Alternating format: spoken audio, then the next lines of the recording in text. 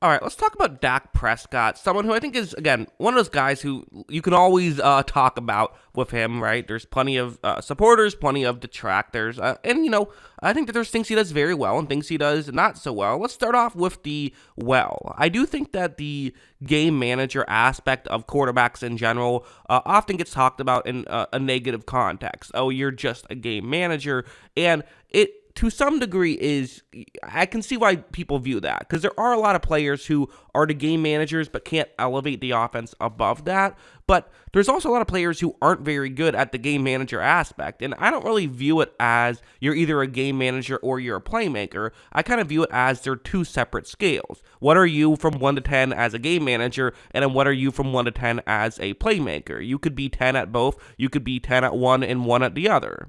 I'm not sure I would say Prescott is a 10 at game manager, but he's certainly very good at being a game manager. And this is a good example of that, where it's actually a pretty clever play concept. You have first, receiver on the outside. He's just going to run a deep route, push the deep corner further deep.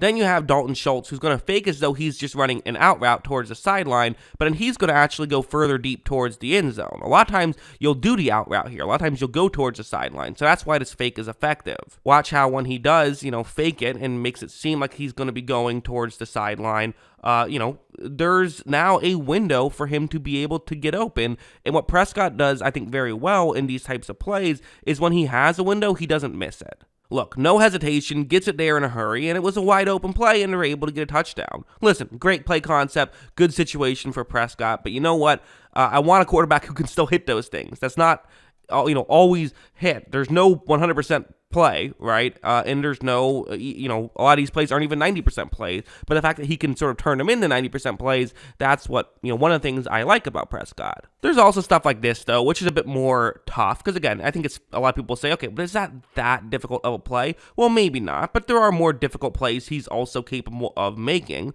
like this one, where it's going to be zone coverage that Tampa Bay is in, and he's going to look towards CeeDee Lamb on this play.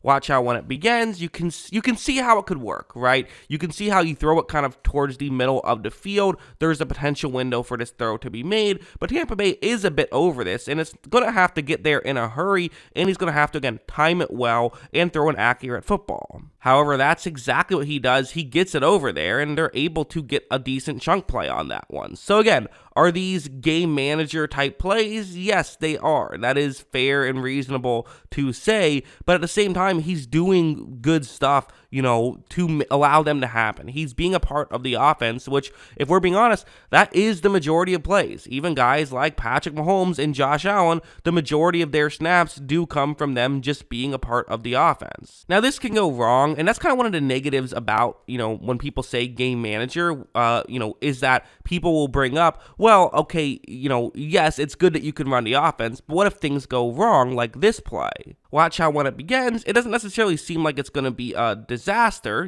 There's, again, you can kind of see how this could work if your receiver can kind of box out the defensive player, but it almost feels like, when you're this type of quarterback in terms of game manager type, I'm not saying Prescott is just a game manager, we'll get into that in just a second, but when you are running those game manager type of plays, get the ball out of your quarterback's hands quickly kind of thing, if your receivers aren't getting open, well, then it can backfire. Watch as it's the Titans player who wins that matchup, and he gets the interception.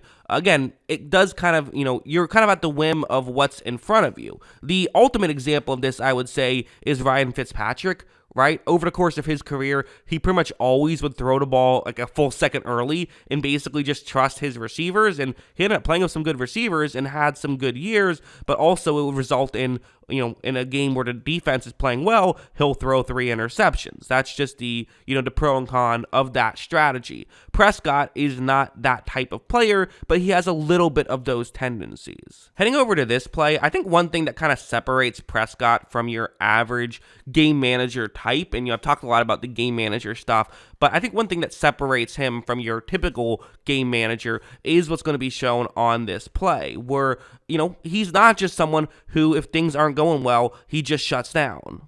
watch how when this play begins, he's going to look towards the, over the middle, but Tampa Bay is kind of all over this right here. There isn't a great situation, but Prescott is someone who can be a playmaker at times as well. Like I said, you're not either a game manager or a playmaker. It's not either or, you can be both. So watch how he's going to scramble outside the pocket a little bit. Luckily, he had ability to do so, and there is a player who's open in the corner of the end zone, but Prescott doesn't have a great angle to make that throw right now, right? He's off balance. That would be a very tough throw. I don't know if he's going to make the Ben Roethlisberger to Hines Ward in the Super Bowl throw, right? Instead, he's going to scramble a little bit further, and, I'm not sure if it made it that much easier, but there definitely is a situation now where his receiver, who is once again Dalton Schultz on this play, can step in and he can get more open. So it's more of an open window. The issue is now Prescott is, more off balance and throwing across his body. He's throwing back toward